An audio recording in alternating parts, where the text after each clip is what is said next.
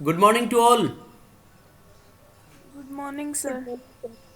Good morning sir. देखो बेटा, कल हमने इलेक्ट्रोकेमिकल सीरीज की जो एप्लीकेशंस थी उसमें फर्स्ट डिस्कस किया था हमने to calculate the EMF of cell.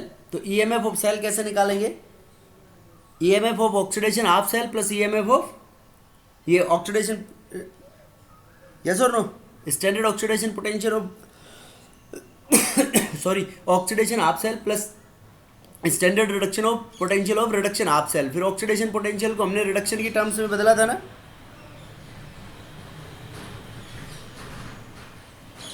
उसके बाद सेकंड जो अपनी प्रॉपर्टी थी, सेकंड प्रॉपर्टी क्या क्या पड़ी थी? एक रिएक्टिविटी ऑफ मेटल्स हो गया था डिस्कस कल, यस सर। कि जो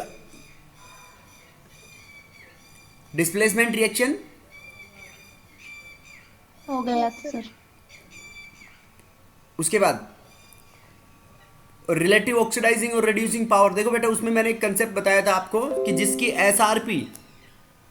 एसआरपी जितनी ज़्यादा वो इतना ही अच्छा, मतलब वो खुद का रिडक्शन कराना चाहेगा तो दूसरों का क्या कराएगा वो? ऑक्सीडेशन। ऑक्सीडेशन। तो गुड ऑक्सीडाइजिंग एजेंट हो गया। और जिसकी एसआरपी जितनी कम, तो मतलब वो खुद का रिडक्शन नहीं कराना चाहेगा तो खुद का क्या कराना चाहेगा? ऑक्सीडेशन। तो जो खुद का ऑक्सीडेशन कराता है वो दूसरों का क्या कराता है अच्छे से? रिडक्शन। रिडक्शन। समझ गए बेटा? अब देखो मतलब एक इसकी application next fifth,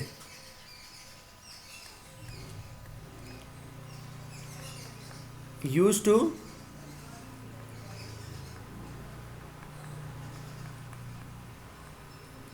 predict the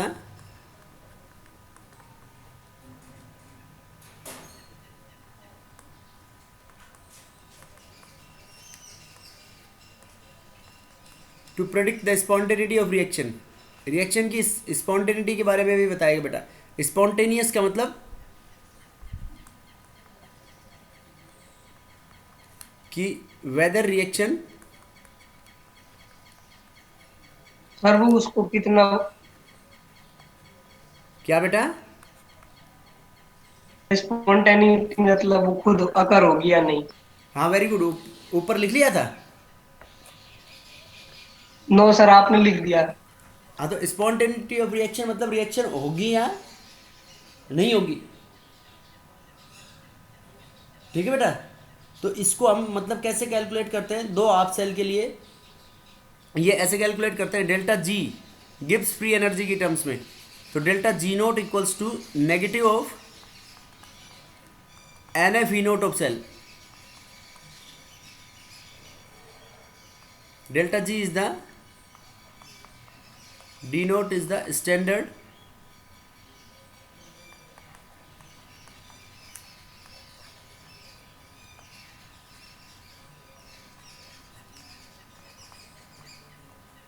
standard गिव्स फ्री एनर्जी चेंज। और यहाँ पे n is the number of electrons, f is the Faraday's constant. इसकी वैल्यू होती है 96500 कूलम पर मोल। और E naught is the EMF of cell. तो देखो बेटा, इफ डेल्टा जी नेगेटिव, देखो डेल्टा जी नेगेटिव, और ऐसे बोल सकता हूं मैं E naught of cell, E naught of cell बराबर पॉजिटिव। ये दोनों कंडीशंस होंगी, ये दोनों कंडीशंस होंगी तो क्या कह सकते हैं हम? Cell reaction is feasible. Cell reaction is feasible. Feasible का मतलब रिएक्शन हो जाएगी। अब देखो सेल की ईएमएफ ही नेगेटिव है तो रिएक्शन होगी बेटा?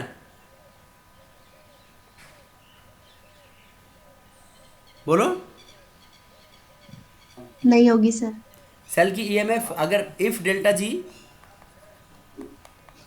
ऐसे बोल सकते हैं हम, if delta G equals to positive, तो देखो बेटा एन की वैल्यू कभी नेगेटिव नहीं हो सकती और एफ फैराडेज कांस्टेंट की वैल्यू फिक्स है 96500।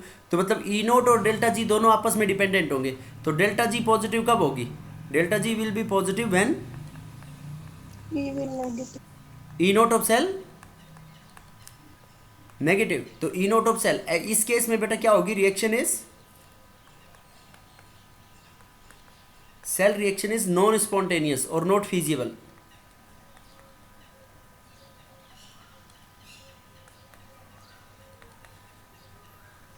तो देखो ई नोट ऑफ सेल तुम्हारे को पता लग जाएगी नहीं बेटा, कैथो ये ई नोट ऑफ सेल अपन ने एसआरपी की टर्म्स में E naught of cathode minus anode किया था। देखो ई नोट ऑफ सेल बराबर क्या होता है, कल निकाला था अपन ने, E naught of cathode minus E naught of anode. Minus E naught of anode. तो इससे तुम्हारे को क्या पता लग जाएगा बेटा, इससे ये पता लग जाएगा कि ई नोट का साइन क्या है। तो अगर ई नोट तुम्हारी पॉजिटिव है तो सेल रिएक्शन स्पॉन्टेनियस, और ई नोट नेगेटिव है तो cell reaction non spontaneous. Non spontaneous, मतलब नहीं होगी ई नोट पॉजिटिव। ये ई नोट पॉजिटिव में है तो स्पॉन्टेनियस, नेगेटिव में नॉन स्पॉन्टेनियस। और डेल्टा जी अगर आपका जीरो है तो देखो डेल्टा जी जीरो होगा तो इसके अंदर हम कहेंगे cell reaction in equilibrium, reaction इन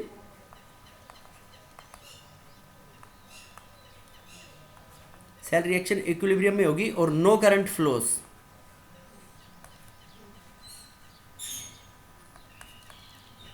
ठीक है बेटा, समझ में आया नहीं आया?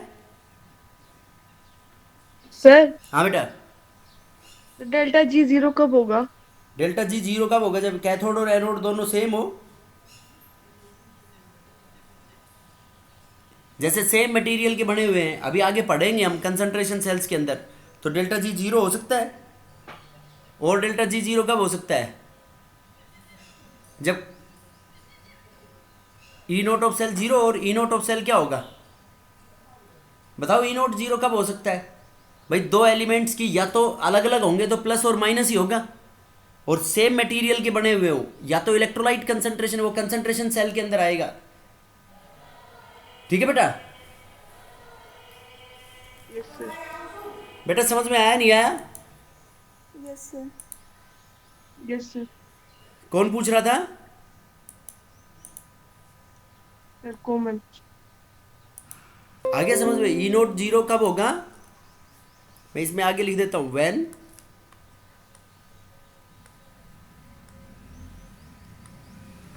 Same material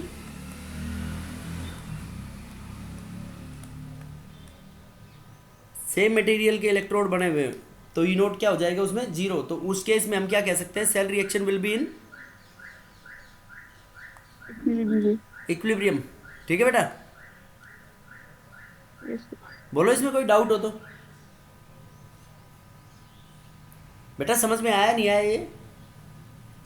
yes sir. ये एप्लीकेशंस ऑफ इलेक्ट्रोकेमिकल सीरीज। ठीक है बेटा? अब देखो नेक्स्ट एप्लीकेशन, ये कौन सी थी एप्लीकेशन अपनी,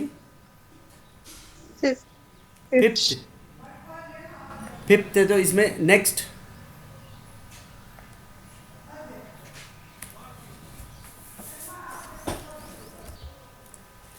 देखो बेटा, sixth is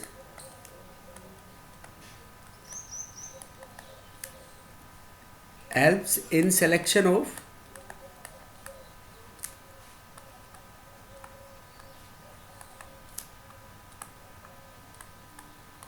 cathode and anode. Cathode और एनोड के बारे में भी सिलेक्शन में हेल्पफुल होगी बेटा ये। बताओ कैसे?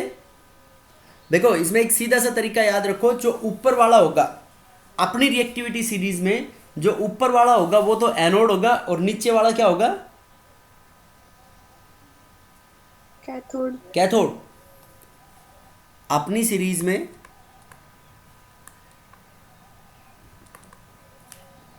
देखो एनोड पे ऑक्सीडेशन होता है तो ऊपर वाला मोर रिएक्टिव होता है, तो वो अपना ऑक्सीडेशन कराना चाहता है। अपनी सीरीज में ऊपर वाला एनोड एंड नीचे वाला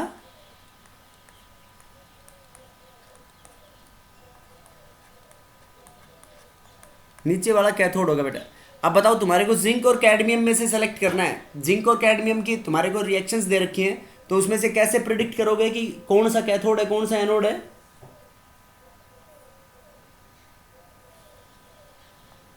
zinc anode very good. Zinc anode and C D cathode. Cathode. C D cathode. Zinc copper की रिएक्शंस दे रखी हो तो इनमें से जिंक एनोड कॉपर कैथोड.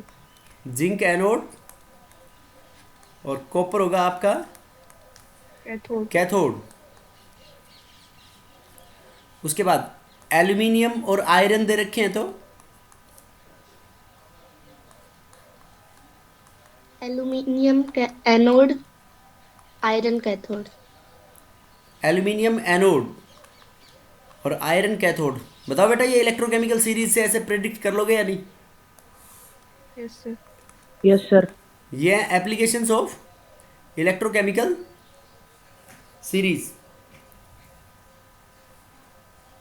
देखो एक बार पूरी रिकॉल करो. एक तो ई नोट ऑफ सेल के बारे में, रिएक्शन की स्पॉन्टेनिटी के बारे में बताएगा. एक helps in selection of cathode and anode. एक helps in predicting the standard, ये ऑक्सीडाइजिंग एंड रेड्यूसिंग पावर. एक ये बताएगा कौन सा मेटल हाइड्रोजन लिबरेट करवा देगा और कौन सा नहीं करवा पाएगा. तो बताओ कौन सा करवा देगा बेटा? जो रिएक्टिविटी सीरीज में H प्लस के ऊपर हैं वो सारे हाइड्रोजन लिबरेट करवा देंगे मिनरल एसिड के साथ, और नीचे वाले नहीं करवा पाएंगे. समझ गए? एक useful in calculating the EMF of cell. EMF of cell कैसे हो जाएगी? E of cathode minus E of. बेटा बोलो यहां तक कोई डाउट हो तो किसी को.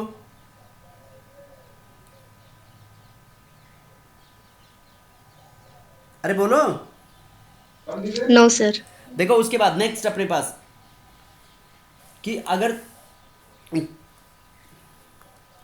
कंसंट्रेशंस डिफरेंट हो आपके पास तो उसके लिए हम नर्स्ट इक्वेशन यूज करते हैं.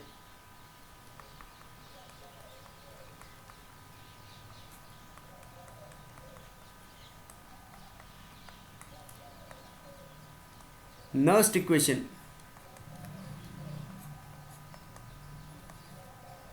क्या काम आएगी बेटा? Nernst equation. Nernst equation use to predict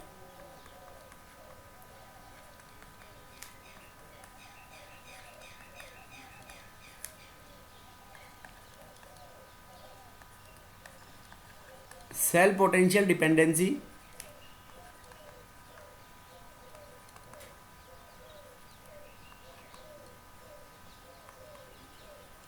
used to predict cell potential dependency on concentration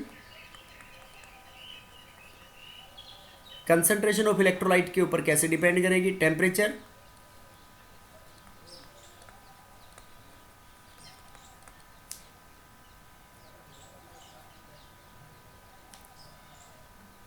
और अगर गैसियस इलेक्ट्रोड है तो उसके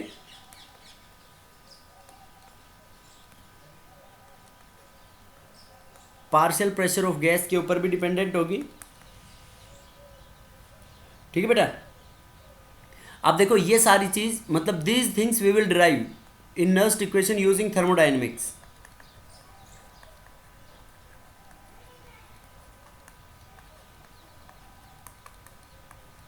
देखो थर्मोडायनेमिक्स के अंदर हम एक कंसेप्ट पढ़ते हैं डेल्टा जी का. तो डेल्टा जी अपना क्या होता है बेटा? डेल्टा जी को हम क्या बोलते हैं? Gibbs free energy. Energy. Gibbs free energy नहीं, एनर्जी चेंज. यहाँ पे डेल्टा जी है, वो जी होगा खाली Gibbs free energy. This is the Gibbs free energy change using thermodynamics. तो इसकी थर्मोडायनेमिक्स की एक इक्विलिब्रियम रिएक्शन कोशेंट के साथ रिलेशन होती है. थर्मोडायनेमिक्स में अगर आपने पढ़ा हो कि delta G equal to standard Gibbs free energy change plus R T L N Q C. Equilibrium वाले चैप्टर में भी आती है बेटा ये reaction. Delta G naught plus delta G naught क्या हो गया? Standard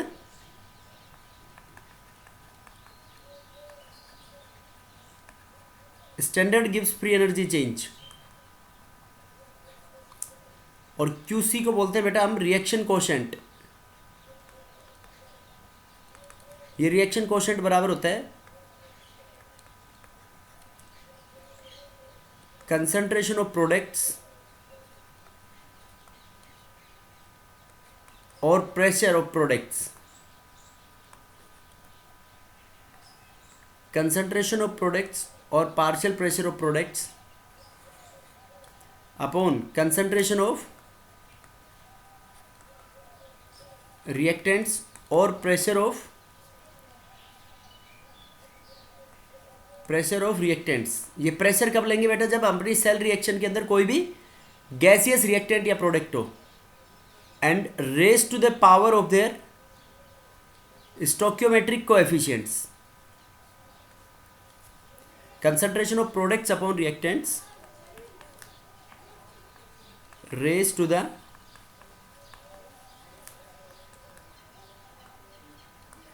power of their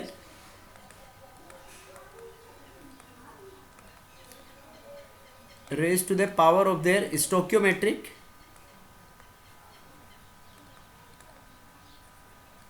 coefficients. उनके स्टोक्योमेट्रिक कोएफिशिएंट्स की पावर रेज्ड होगी बेटा उसके अंदर. ठीक है बेटा, समझ आया नहीं आया? Yes sir. Yes, sir. इसे बता दो. टी यहाँ पे टेम्परेचर होता है और आर को गैस कांस्टेंट. क्या बताना है बेटा? सर फिर से बता दो नर्स्ट इक्वेशन से.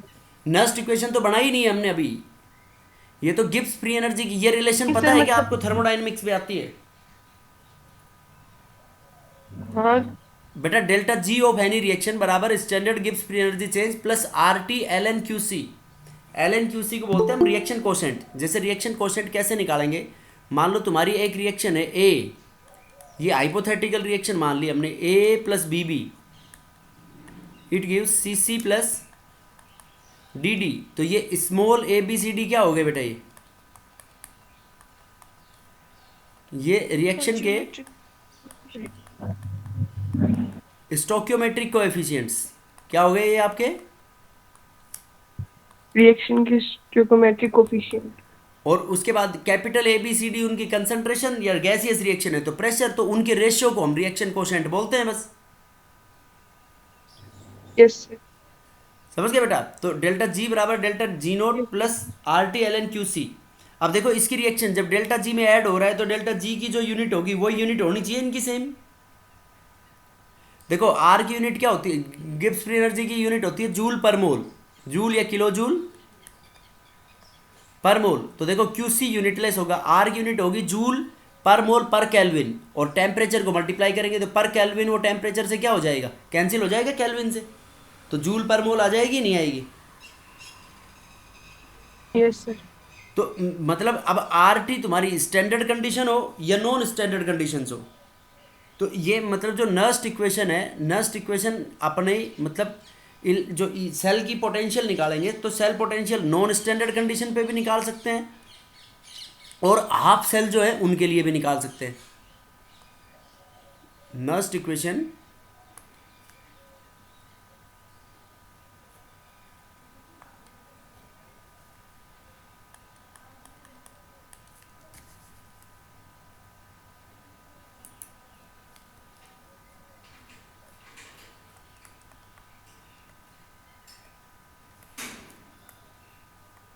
Nernst equation can be used to calculate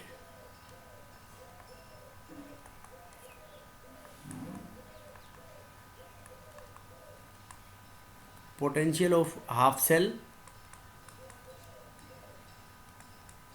or cell potential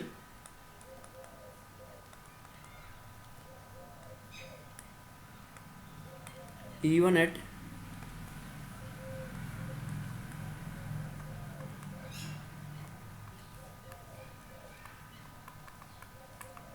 non standard conditions. Non standard conditions के ऊपर भी बेटा हम सेल पोटेंशियल निकाल सकते हैं.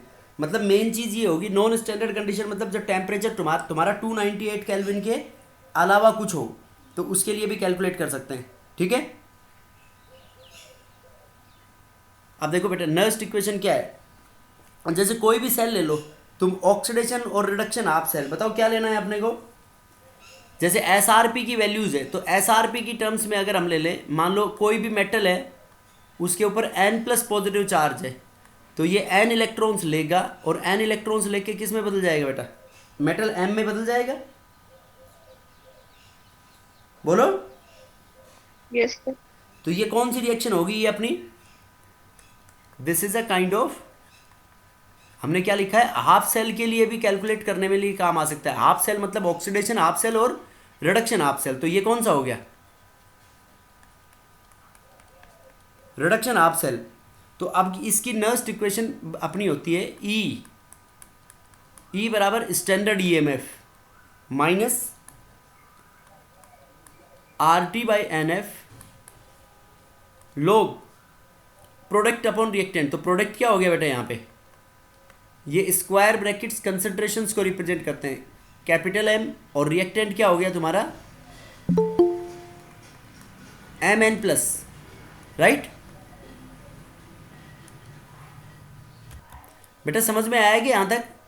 E of cell equal to E naught of cell minus RT/NF log product upon reactant.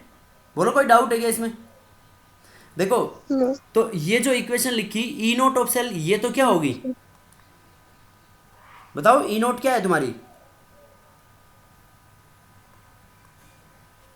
Standard electrode potential, मतलब standard conditions के ऊपर क्या होगी ये। और R क्या है बेटा? Gas constant. T क्या है यहाँ पे? टेम्परेचर। N क्या है? वही ऊपर वाला नंबर ऑफ इलेक्ट्रॉन्स। और F क्या है यहाँ पे? Faraday constant. Faraday's constant. Faraday's constant क्या होता है? Charge on 1 mole of electron. ठीक है बेटा, बोलो। Yes, sir. Yes, sir. अब देखो इस इक्वेशन को मैं थोड़ा सा फॉर्मूलेट चेंज कर रहा हूं।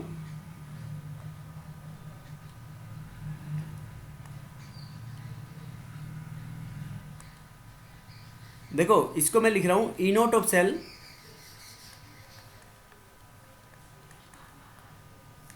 E ऑफ सेल बराबर E naught of cell minus RT/NF, ये log E बेस, इसको log E बेस और ln भी लिख सकते हैं बेटा हम। log E बेस और ln का मतलब होता है नेचुरल log। ये बुक्स में तुम्हारे को ऐसे भी लिखा हुआ मिल सकता है RT/NF ln और E बेस एक ही बात है। ये M, capital M upon concentration of Mn+ ions. तो यहाँ पे log E बेस, और E बेस नहीं लगाते हो तो तुम ln लिखना है तुम्हारे को, into 1 upon concentration of Mn+। देखो बेटा 1 क्यों आ गया यहाँ पे? इसमें पता है क्या है? ये तुम्हारे को याद रखना है, प्योर सॉलिड लिक्विड और कोई भी गैस है, फॉर प्योर सॉलिड्स, लिक्विड्स और गैसेस एट 1 एटमॉस्फेरिक प्रेशर, उनकी जो मोलर कंसंट्रेशंस हैं वो कांस्टेंट होती हैं और उनको हम यूनिटी के बराबर ट्रीट करते हैं। तो देखो m को क्या मान लिया बेटा? ये जो m बन रहा है अपने पास, ये कैसे बन रहा है? प्योर सॉलिड स्टेट में। तो जो भी सॉलिड स्टेट में होगा उसकी कंसंट्रेशंस तुम्हारे को गिवन नहीं होंगी। ठीक है बेटा? तो उसकी कंसंट्रेशंस गिवन नहीं होगी तो उसको इक्वेशन से कांस्टेंट के अंदर मल्टीप्लाई कर लोगे, और कांस्टेंट इनटू कांस्टेंट क्या आएगा तुम्हारा? जब कांस्टेंट को कांस्टेंट से मल्टीप्लाई करोगे तो क्या बन जाएगा तुम्हारा? नया कांस्टेंट। अब देखो बेटा इस इक्वेशन के अंदर हम कुछ वैल्यूज पुट कर रहे हैं। आर की वैल्यू हम पुट करेंगे 8.314 joule mole inverse kelvin inverse, और टेम्परेचर है तुम्हारा स्टैंडर्ड, कितना टेम्परेचर होता है? 298 केल्विन, और फैराडेज कांस्टेंट ये है 96500 कूलम्ब पर मोल। ठीक है बेटा? अब देखो कूलम्ब पर मोल, मोल से मोल कट जाएगा और केल्विन से केल्विन कट जाएगा, तो जूल इंटू कूलम्ब। देखो वो चार्ज इंटू वहां पोटेंशियल, वो किसके बराबर होता है? देखो joule into coulomb, joule into coulomb को हम वोल्ट के बराबर पुट कर सकते हैं नहीं? Yes. अरे ई नोट ऑफ सेल की यूनिट वोल्ट है तो वोल्ट में से वोल्ट ही सब्ट्रैक्ट होगा ना बेटा। Yes, sir. तो देखो यहाँ पे अपनी ये जब वैल्यू सारी पुट करेंगे, देखो इसके अंदर सोल्व करना तुम 0.0591 आएगा, ये सारी वैल्यूज पुट करेंगे तो हम R T by N F की वैल्यू, आर हो गया अपने पास 8.314 multiplied by temperature 298 divided by 96500। देखो क्या आ रही है बेटा ये वैल्यू 0.0256। अब मैंने क्या बताया तुम्हारे को 0.0591, यस और नो? Yes, sir. अब देखो जब भी कभी ये बेटा याद रखना है, एक नेचुरल लॉग को जब हम 10 बेस में कन्वर्ट करते हैं तो उसको क्या करते हैं, मल्टीप्लाई करते हैं 2.303 के फैक्टर से। तो देखो 0.0591 आ गया, नहीं आया? यस तो इस फॉर्मूले को मैं ऐसे पुट कर सकता हूं, देखो ई ऑफ सेल बराबर E naught of cell minus 8.314 into 298 into 2.303 upon N into Faraday's constant हो गया 96500, और ये हो गया। अब log किस में बन गया, ये 10 बेस में, तो log 10 upon 1 upon mn plus, और यहाँ से हम इस इक्वेशन को लिख सकते हैं E of cell equals to E naught of cell minus इन सभी को मल्टीप्लाई करेंगे तो 0.0591 upon N log 10 base 1 upon mn plus, ये बन जाएगा बेटा ई ऑफ सेल। समझ गया आपको बेटा? बोलो समझ आया नहीं आया? Yes. Yes sir E naught of cell बराबर ई ऑफ सेल बराबर E naught of cell minus 0.0591 upon N. लेकिन ये इक्वेशन देखो जब यूज करोगे जब तुम्हारे पास टेम्परेचर कितना दे रखा हो 298 केल्विन, और अगर टेम्परेचर बदल देंगे तो कौन सी इक्वेशन यूज करोगे?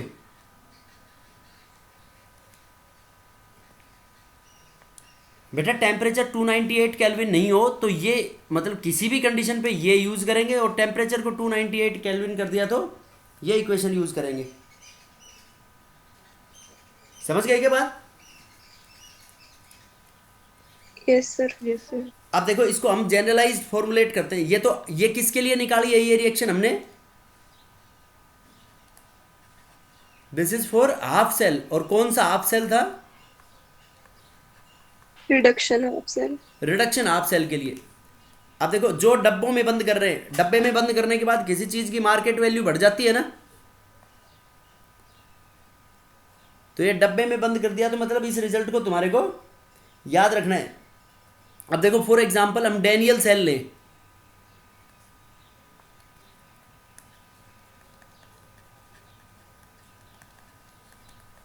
डेनियल सेल के अंदर बताओ, ये गैल्वेनिक सेल के अंदर पढ़ा था ना हमने,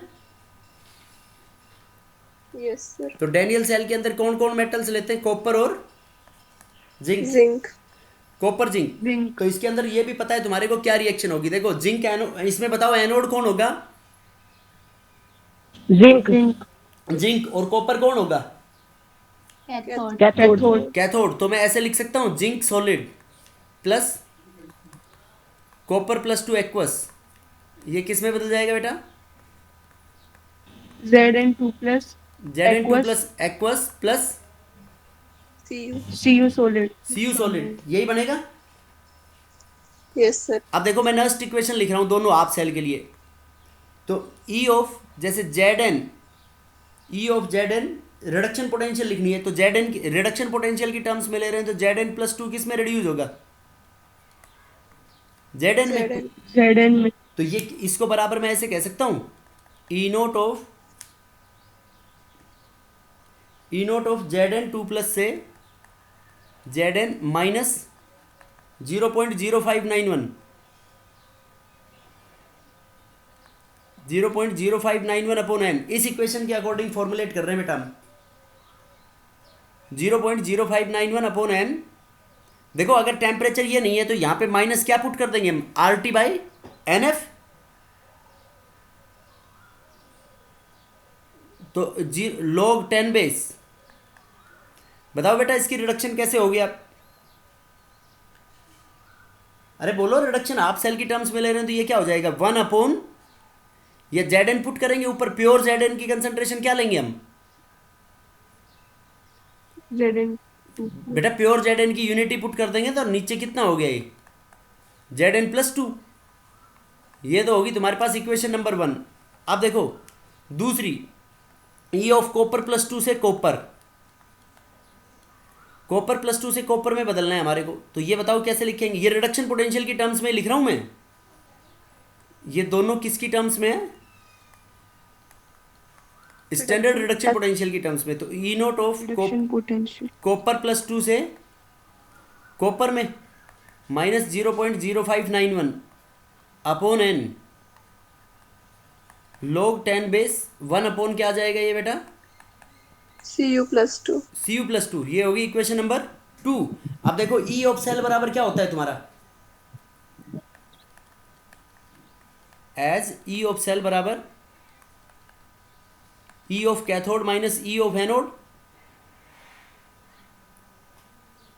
यस और नो? Yes, sir. तो मैं ऐसे कर दूं, इक्वेशन 2 माइनस इक्वेशन 1, 2 में से 1 घटा दो, तो 2 में से 1 घटाएंगे तो क्या आ जाएगा अपने पास? बताओ, इसको ऐसे लिख सकता हूं, E naught of cathode copper plus 2 से copper minus E naught of Z N plus 2 से जेड एन। बोलो बेटा, इन इसमें से ये माइनस कर दिया, अरे बोलो। Yes, sir. अब इसमें देखो क्या Yes, बच गया sir. अपने पास, इन दोनों को हमने एक साइड में लिख दिया था, तो 2 में से 1 माइनस किया है, तो ये हो गया minus 0.0591 upon N log 1 upon copper plus 2, yes और नो? और ये माइनस माइनस करेंगे तो ये माइनस क्या हो जाएगा बताओ? प्लस 0.0591 अपॉन एन, और इसको क्या लिख सकते हैं हम? log 1 upon Z N plus 2। Z. Zn plus. बेटा कर सकते हैं नहीं ऐसा? Yes, sir. आप देखो इसको थोड़ा सा और चेंज करते हैं, ई ऑफ सेल, बताओ ई ऑफ सेल बराबर क्या आ गया अपना? E naught of copper plus 2 से copper minus E naught of Z N plus 2 से Zn. Z N. अब इसमें से मैं माइनस 0.0591 कॉमन ले रहा हूं बाई एन, इसको मैंने कॉमन ले लिया, तो बताओ क्या बच गया ये? log 10 बेस 1 अपॉन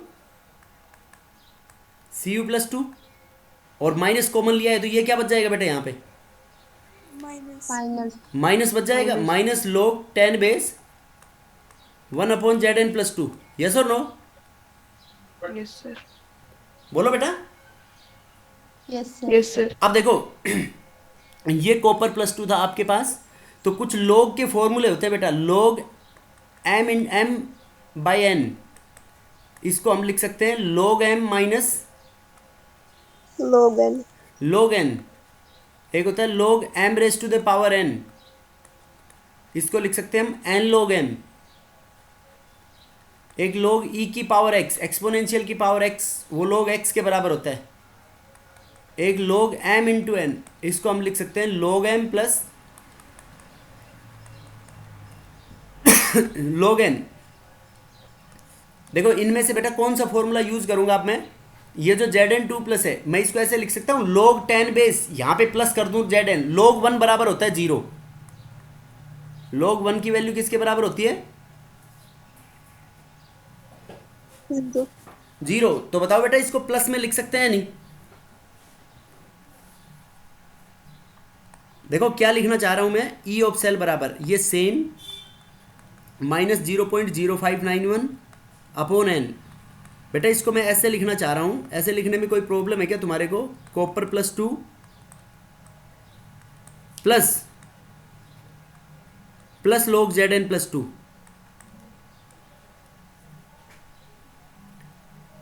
बेटा बोलो ऐसे लिख सकते हैं नहीं? Yes, sir. Yes, sir. लिख सकते हैं ना भाई, ये log 1 की वैल्यू होगी 0, तो इसको m/n वाला फॉर्मूला लगा दो, तो m/n वाले को मैं ऐसे लिख सकता हूँ ना, log 1 minus log Zn2 plus, बोलो कर सकते हैं नहीं? तो log 1 बराबर हो गया 0, और ये माइनस मल्टीप्लाई होंगे तो log Zn2 प्लस हो गया ना वो।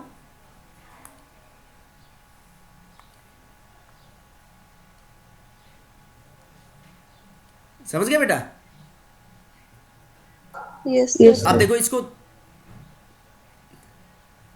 ऐसे पुट करते हैं फाइनल फॉर्म में। देखो ई ऑफ सेल बराबर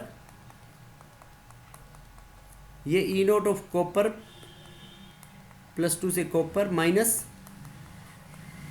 ई नोट ऑफ Zn +2 से Zn माइनस 0.0591 अपॉन n, और ये इसको ऐसे पुट कर सकता हूँ मैं, log Zn2 plus upon copper 2 plus. देखो फिर इन दोनों को m/n वाली फॉर्म में लिख दिया हमने भाई। इस log 1/Cu2 प्लस को मैं ऐसे लिख सकता हूँ, log 1/Cu + 2 बराबर log 1 माइनस log Cu + 2, और log 1 बराबर 0 होगा तो माइनस log Cu + 2। यस और नो? अब देखो ये माइनस का और ये प्लस का, तो दिस माइनस दिस, तो उसको हम फिर log m/n की फॉर्म में लिख सकते हैं। बेटा बोलो समझ में आया नहीं आया ये रिएक्शन?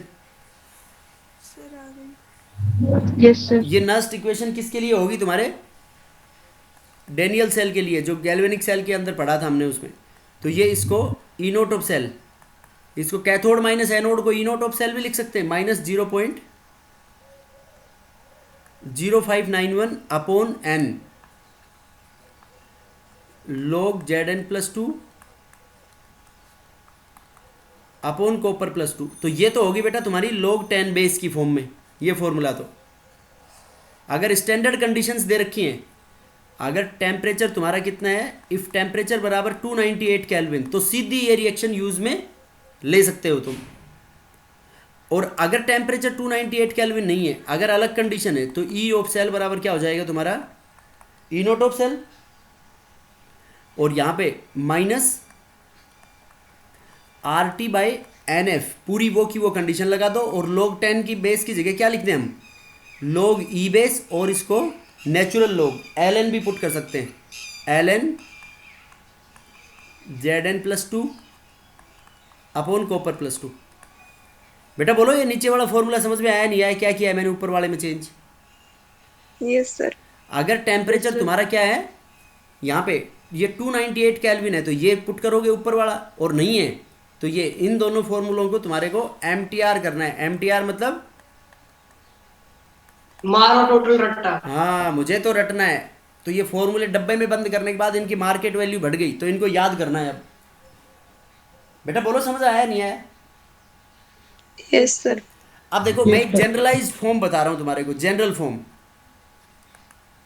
जनरली इसको क्या करना है, प्योर सॉलिड की कंसंट्रेशन ई ऑफ सेल बराबर E naught of cell minus RT/NF log। अब इसमें log, इसमें प्रोडक्ट कितने भी हो बेटा, ऑक्सीडाइज प्रोडक्ट या प्रोडक्ट्स की पावर x अपॉन रिएक्टेंट्स की पावर y, जो भी प्रोडक्ट्स और रिएक्टेंट हैं उनकी पावर यूज कर दो ऐसे जनरलाइज फॉर्म में। मतलब ऊपर क्या आएंगे इसमें, प्रोडक्ट्स, और x और y क्या हो गए बेटा उनके, एक से ज्यादा है तो मल्टीप्लाई कर देंगे। x and y are their stoichiometric coefficients. समझ गए बेटा बात? Yes, sir. देखो इसमें तुम अगर थोड़ा कंफ्यूज हो कि सर एक से अगर ज़्यादा कैसे हो, तो देखो एक से ज़्यादा कैसे, मान लो ये रिएक्शन है, कोई भी हाइपोथेटिकल रिएक्शन तुम्हारी, A + BB A plus B B में इसमें इलेक्ट्रॉन्स की चेंज क्या हो रही है, टोटल क्या मान लो एन, तो ये बन गए product C C plus D D. अब इसमें से ई ऑफ सेल बराबर बताओ क्या बन जाएगा, ई ऑफ सेल बराबर E naught of cell minus R T by N F. अब बताओ प्रोडक्ट्स क्या हो गए इसमें, ये लोग ई बेस है 10 बेस में ये 0.0591 ले लोगे तो लोग ई बेस प्रोडक्ट हो गए बेटा इसके अंदर C raise to the power C into concentration of D raise to the power D, और यहाँ पे प्योर जो भी होंगे उनके कंसंट्रेशन क्या पुट कर देंगे हम, 1.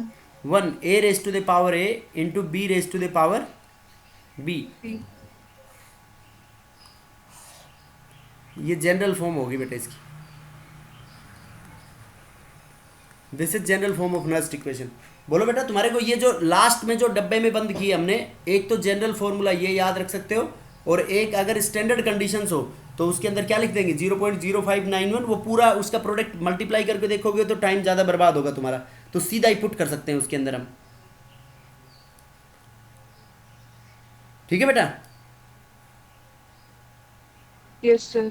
बेटा बोलो समझ आया नहीं आया? Yes, sir. Yes sir. अब देखो इसके साथ साथ मैं तुम्हारे को एक छोटा सा क्वेश्चन बताता हूँ, एनसीईआरटी की बुक का क्वेश्चन है ये।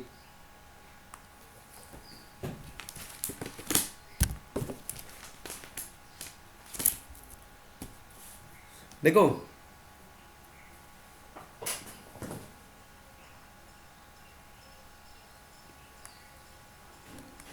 सेल रिएक्शन दे रखी है आपको, magnesium solid plus 2Ag plus 0.0001 molar, ये बदल गया तुम्हारा Mg plus 2 into 0.130 molar plus 2Ag solid, ये दे रखी है बेटा। ठीक है, और इसकी ई नोट दे रखी है reduction potential, E naught of magnesium 2 plus से मैग्नीशियम, ये बराबर दे रखी है -2.37 volt, and E naught of Ag plus से Ag, ये बराबर दे रखी है 0.80 वोल्ट। तो इसमें आपको सेल बनाना है और ई ऑफ सेल निकालना है, ई ऑफ सेल बनाना है एंड रिप्रेजेंट अ सेल। देखो सेल रिप्रेजेंट करने का तरीका क्या है बेटा, ए बी सी, याद करो ए बी, यही था ना बेटा, A B C, anode bridge और कैथोड। तो देखो इसमें एनोड बताओ कौन है, आइडेंटिफाई करो, रिया बताना एनोड कौन है इसमें,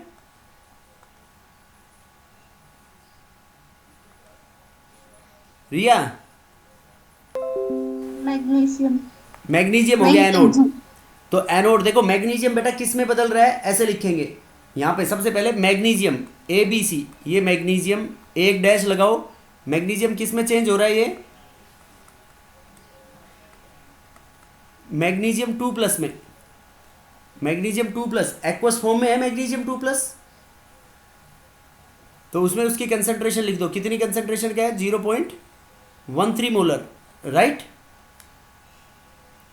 अब उसके बाद क्या लगाओगे, डबल डैश, डबल डैश किसको रिप्रेजेंट करेंगे, सोल्ट ब्रिज को, डबल डैश सोल्ट ब्रिज को रिप्रेजेंट करेंगे। अब बताओ Ag किस में बदल रहा है बेटा, देखो कैथोड पे क्या काम हो रहा है, Ag प्लस 0.001, तो 0.001 किस में चेंज हो रहा है, ये Ag. वेरी गुड, Ag के अंदर, Ag सॉलिड, Solid. ठीक है 0.001 मोलर कंसंट्रेशन होगी। ये तो सेल हो गया, ये पहला काम हो गया बेटा, ये कर सकते हो नहीं ये? Yes, sir. अब देखो ई ऑफ सेल, सीधा फॉर्मूला पुट करना है, ई नोट ऑफ सेल। अब टेम्परेचर वो कुछ भी नहीं दे रखा, तो स्टैंडर्ड कंडीशन 0.0591 अपॉन एन। लोग बताओ इसमें प्रोडक्ट कौन है, देखो प्रोडक्ट में बेटा एक तो होगा Mg plus 2 Mg. Into 1 into concentration of Ag की पावर 2, यस और नो, लेकिन Ag तो सॉलिड है। और बताओ नीचे क्या करेंगे, रिएक्टेंट कौन कौन होंगे, Mg सॉलिड इंटू 2 Ag हैं, तो Ag प्लस का स्क्वायर, यस और नो। Yes sir. अब देखो E naught of cell, E naught of cell बराबर होता है बेटा E naught of cathode minus E naught of anode.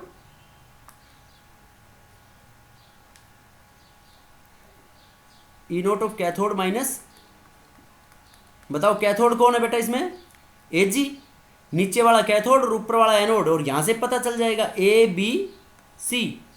तो कैथोड की पोटेंशियल कितनी है बेटा 0.80 माइनस एनोड की कितनी दे रखी थी,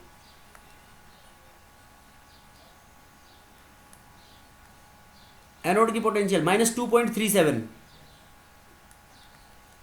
-2.37 -0.0591। बताओ इलेक्ट्रॉन कितने एक्सचेंज हो रहे हैं बेटा, देखो यहां से मैग्नीशियम 2+, 2 इलेक्ट्रॉन लूज कर रहा है, तो यहाँ पे 2 Ag थे, तो 2 Ag 2 इलेक्ट्रॉन ले रहे हैं रिएक्शन के अंदर, देखो ये दिख रहा है ना 2 Ag प्लस है, तो नंबर ऑफ इलेक्ट्रॉन्स कितने हो गए यहाँ पे 2 डिवाइडेड बाई 2। अब लोग मैग्नीशियम की कंसंट्रेशन कितनी दे रखी है 0.130, प्योर सॉलिड की ले लेंगे 1 अपॉन Ag प्लस की कंसंट्रेशन बेटा ये था 10 की पावर -3, तो यहाँ पे 10 की पावर -3 का स्क्वायर कर देंगे, तो इसको सोल्व करेंगे तो ई ऑफ सेल आ जाएगा नहीं आएगा, यस सर। नहीं 10 की पावर -3 नहीं, सॉरी 1 2 3 4, 10 की पावर -4 का स्क्वायर हो जाएगा इसमें। अब देखो इसको, ये 80 -2.37 कितना आएगा ये 8 और 3 11 7, तो 3.17 minus 0.0591 upon number of electrodes कितना हो गया यहाँ पे 2, और इसको मैं ऐसे लिख सकता हूँ, ये 10 की पावर -4 का स्क्वायर करेंगे तो -8 ऊपर जाके हो जाएगा +8, तो उसको मैं ऐसे लिख लूँ 13 इंटू 10 की पावर 6। यस और नो? अब इसको सोल्व कर लेंगे बेटा लॉग के अंदर, तो इसकी ई नोट वैल्यू आ जाएगी नहीं आएगी बेटा, समझे कैसे निकालना है नर्स्ट इक्वेशन के अंदर ईएमएफ। अब इसमें कुछ छोटा मोटा पार्ट है और electrolysis that we are going to discuss in tomorrow's lecture. Okay, thank you.